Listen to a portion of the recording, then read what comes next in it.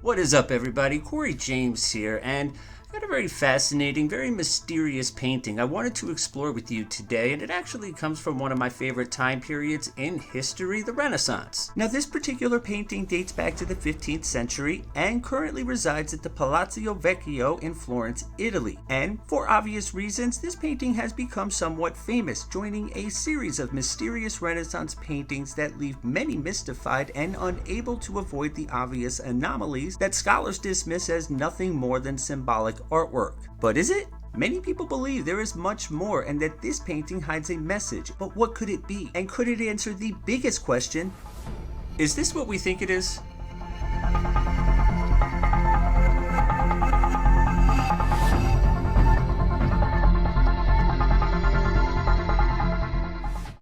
So let's just make sure we are all on the same page and point out the obvious question.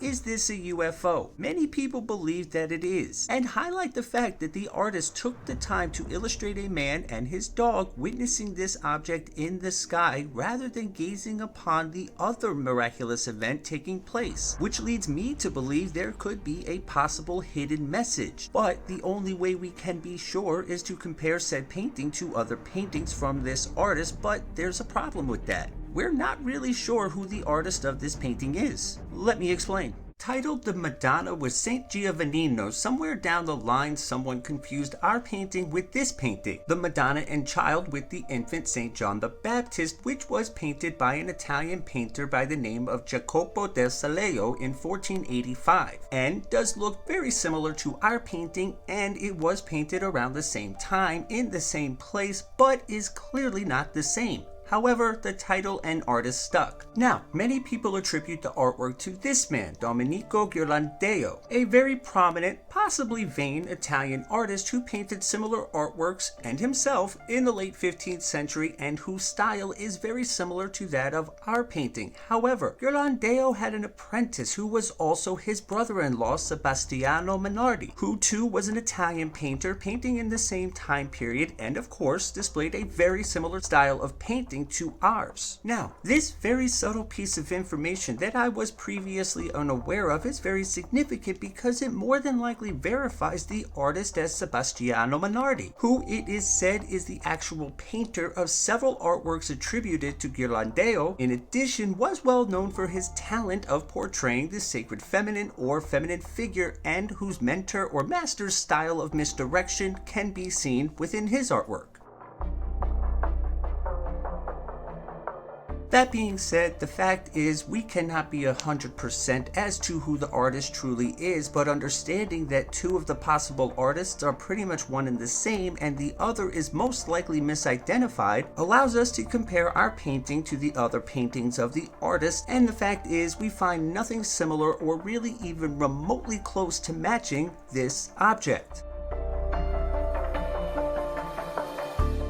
It also allows us to eliminate the possibility of symbolic or metaphoric representation of an angel or god because neither Ghirlandaio nor Minardi show any evidence of ever painting in symbolism or metaphors, which leads us to believe this object, whatever it is significant and was put there deliberately by the artist, who makes that very apparent by including a man and his dog both looking up at this object that appears to be hovering above a very significant religious event. But why? Clearly, this artist was not witness to these holy events. However, he depicts them exactly the same way as his contemporaries, with one glaring difference. This mysterious object flying in the sky, or in modern day terms, a frickin' UFO, which is really amazing when you think about it, because the fact is, every Renaissance artist was competing with dozens, sometimes hundreds of other artists. So they had to be flawless and precise, taking months, in some case years, to complete one artwork. In other words, nothing is an accident or a mistake. Then you factor in the actual modern day photos and videos of UFOs that look eerily similar to that of the one being portrayed in this 500-year-old painting. It is pretty interesting and really makes you curious about the message the artist is trying to convey.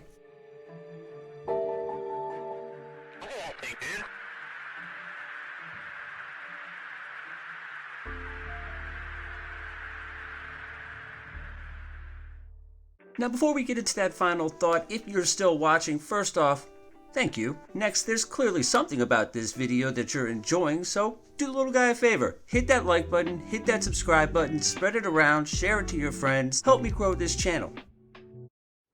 Despite your beliefs, the fact is the artist of this painting intentionally painted in great detail an object in the sky that looks eerily similar to modern day accounts of UFOs. The artist clearly wanted the onlooker to not only notice the object, but understand that it was above in the sky at the time of a very significant religious event. Which brings me to my final thought. The inclusion of this object was so important and significant to the artist that he was literally willing to risk everything to put it there, because you have to remember, this was painted during a time in which the church had full control, full authority over everything, and to contradict their beliefs or doctrine was, well, let's just say the church wasn't very nice back then.